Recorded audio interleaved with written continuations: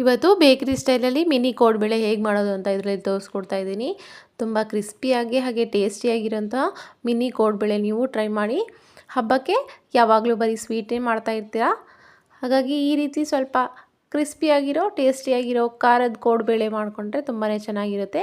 Hi hello ನಮಸ್ಕಾರ friends, welcome back to Meghna's cooking channel. ಹಬ್ಬಕ್ಕೆ bakery ಸ್ಟೈಲಲ್ಲಿ ಮಿನಿ ಕೋಡ್ಬಳೆನ ತುಂಬ ಕ್ರಿಸ್ಪಿಯಾಗಿ ಟೇಸ್ಟಿಯಾಗಿ ಹೇಗೆ ಮಾಡೋದು ಅಂತ ಈ ವಿಡಿಯೋದಲ್ಲಿ ತೋರಿಸ್ಕೊಡ್ತಾ ಇದ್ದೀನಿ. ವಿಡಿಯೋನ ಎಲ್ಲಿ ಸ್ಕಿಪ್ ಮಾಡಿದೆ ಕೊನೆ ತನಕ ನೋಡಿ. ಹಾಗಿದ್ರೆ ಈ ವಿಡಿಯೋನ ಸ್ಟಾರ್ಟ್ ಮಾಡೋಣ. ಮೊದಲಿಗೆ ಒಂದು ದಪ್ಪ ತಳದ ಬಾಣಲೆನ ಇಲ್ಲಿ ಬಿಸಿಗಿಡ್ತಾ ಇದ್ದೀನಿ.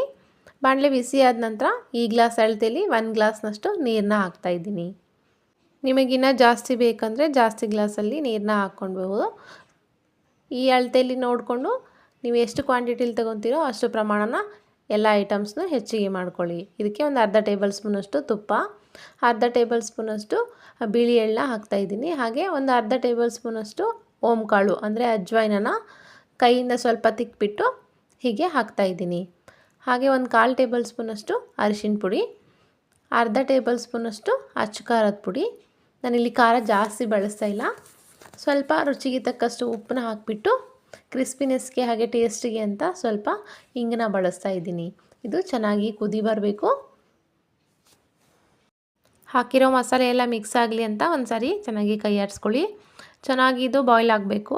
ಒಂದು ಸಾರಿ ಚೆನ್ನಾಗಿ ಕುದಿ ಬಂದಮೇಲೆ 1 ಗ್ಲಾಸ್ ನೀರಿಗೆ 1 ಬೌಲಷ್ಟು ಅಕ್ಕಿ ಹಿಟ್ಟನ್ನ ಹಾಕ್ತಾಯಿದ್ದೀನಿ.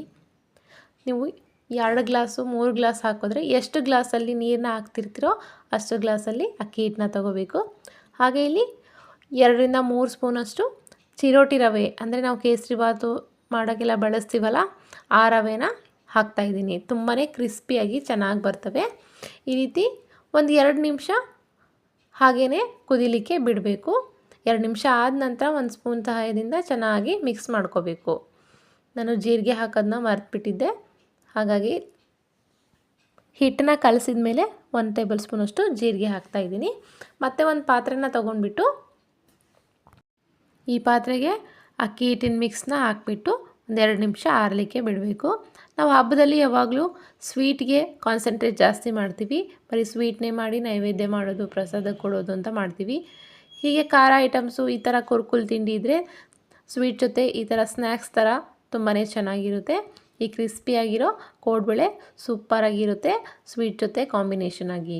ಹೀಗೆ ಒಂದು ಒದ್ದೆ ಬಟ್ಟೆನ ತೊಗೊಂಡ್ಬಿಟ್ಟು ಈ ಬಿಸಿಯಾಗಿರೋ ಹಿಟ್ಟನ್ನ ಚೆನ್ನಾಗಿ ನಾದಬೇಕು. ಬಿಸಿಯಾಗಿರಬೇಕಾದ್ರೆ ನಾದಿದ್ರೇ ಗಂಟು ಯಾವುದು ಉಳಿಯಲ್ಲ, ಹಾಗಾಗಿ ಬಿಸಿಯಾಗಿರಬೇಕಾದ್ರೆ ನಾನು ನಾದ್ತಾಯಿದ್ದೀನಿ. ಸ್ವಲ್ಪ ಬಿಸಿ ಆರಿದ ಮೇಲೆ ಕೈಯಿಂದ ಸ್ವಲ್ಪ ಚೆನ್ನಾಗಿ ನಾದ್ಕೋಬೇಕು. ಎಷ್ಟು ಚೆನ್ನಾಗಿ ನಾದ್ತಿರೋ ಕೋಡ್ಬಳೆ ಅಷ್ಟು ಚೆನ್ನಾಗಿ ಅಷ್ಟು ನೈಸಾಗಿ ಬರ್ತವೆ. ಈ ರೀತಿ ಚೆನ್ನಾಗಿ ನಾದ್ಕೊಂಡ ನಂತರ ಒಂದು ಸ್ಮಾಲ್ ಪೋರ್ಷನ್ನ ತೊಗೊಂಡ್ಬಿಟ್ಟು ಈ ರೀತಿ ಉದ್ದದಾಗಿ ರೋಲ್ ಥರ ಮಾಡ್ಕೊಳ್ಳಿ. ಹೀಗೆ ಉದ್ದದಾಗಿ ರೋಲ್ ಥರ ಮಾಡ್ಕೊಂಡ ನಂತರ ನೋಡಿ ಈ ಸೈಜಲ್ಲಿ ರೋಲ್ ಮಾಡ್ಕೊಳ್ಳಿ.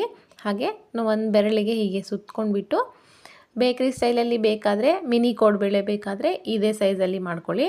ಬೇಡಪ್ಪ ನಮಗಿನ್ನ ಸೈಜ್ ದೊಡ್ಡದು ಬೇಕು ಅಂತಂದರೆ ಸ್ವಲ್ಪ ದೊಡ್ಡದಾಗಿ ಮಾಡಿಕೊಂಡು ಚೆನ್ನಾಗಿ ಈ ರೀತಿ ಎಡ್ಜಸ್ನ ಪ್ರೆಸ್ ಮಾಡಿ, ಅಂದರೆ ಎಣ್ಣೆಯಲ್ಲಿ ಹಾಕಿದಾಗ ಬಿಡಬಾರ್ದು, ಆ ರೀತಿ ಚೆನ್ನಾಗಿ ಪ್ರೆಸ್ ಮಾಡಿಕೊಂಡ್ರೆ ಚೆನ್ನಾಗಿ ಲಾಕ್ ಆಗ್ತವೆ.